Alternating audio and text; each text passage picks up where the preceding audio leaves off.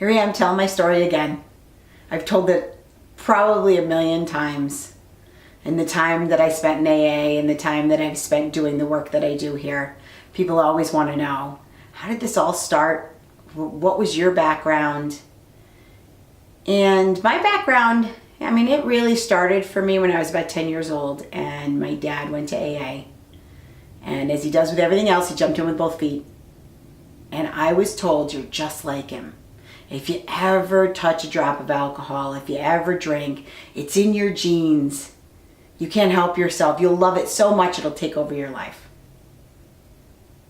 And as much as when I told my story when I was in AA that I would say that that was true, once I left AA and I really started to research things and look at my life more objectively, I realized that AA tells you to rewrite your own history.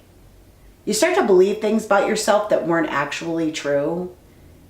And the truth was, I had my first, joint at 12 years old. And it was pretty uneventful. And then I had my first drink at 13, and it was a screwdriver, which I think for a lot of people that's their first drink because, it has orange juice, and orange juice is kind of healthy, so it didn't make me feel so bad. But it was, for the most part, all vodka, a little bit of orange juice. And I got pretty hammered and I had a lot of fun. I really liked it. But I didn't do that again for, probably 4 or 5 years. I think the next time I really drank was 16. And then I didn't really start drinking heavily until I was 18, until I was away at college. Because there was no alcohol in my house. We weren't allowed. And then I did take off. I did love it. And I also had the belief system that I would have a problem. And so right from go, I would find myself at a party or at a bar and I'd be mocking the AA people who were saving a seat for me. I'd say, this one's for you. And I'd toast them. All the while in the back of my mind thinking, at some point I'm probably going to have to go there to those stupid meetings. So my life kind of spiraled downward as I was told it would. But even now, looking back, it didn't happen until the very end. I had a lot of fun. And I'm not sorry for the fun that I had. What I'm sorry about is for the things that I'd learned.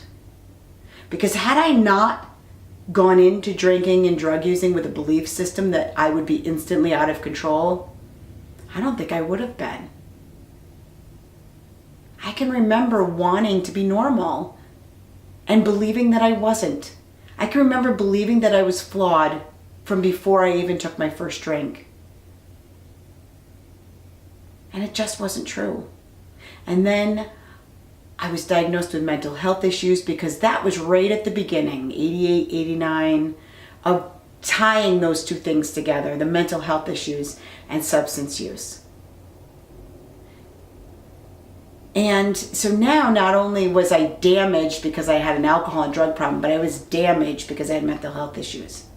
So I was doomed. My prognosis was terrible. When I went to AA, when I sought help, I went to the one person who had told me that I'd be an alcoholic and an addict. That was my father, who was in AA from the time I was 10 years old. And he told me something different. He told me that I could be okay. He said, there's no such thing as the disease of addiction or alcoholism. You get high and drunk because you like it. And you can change and you can move on with your life and you can be all right. And if you hang out with me and the people around me, we'll show you how.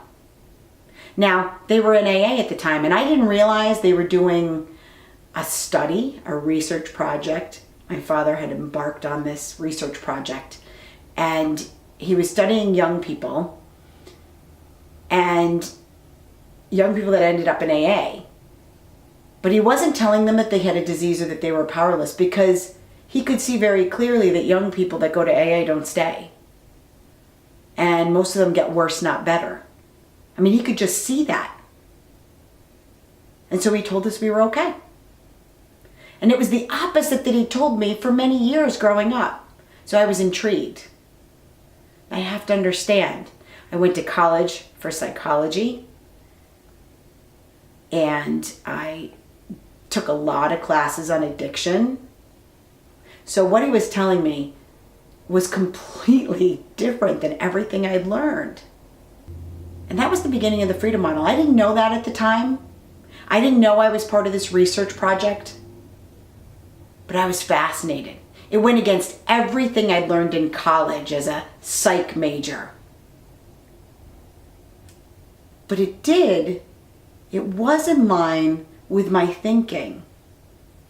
Watched my grandmother die of cancer, and I knew that substance use was a whole lot different than having cancer. That was obvious. But I didn't know what it was. And I watched people become successful. And when I went back to school, I started studying that. I studied how people become happy. I studied people that were successful, people that overcome substance use problems. And I realized the vast majority do. And they don't go to treatment. And they don't believe that they're powerless. And that's when I knew this is all wrong. The treatment industry, AA, the way we help people with substance use problems is completely wrong, and it hurts people. And that's when I decided to devote my life to developing the Freedom Model, to figuring out how best to help people.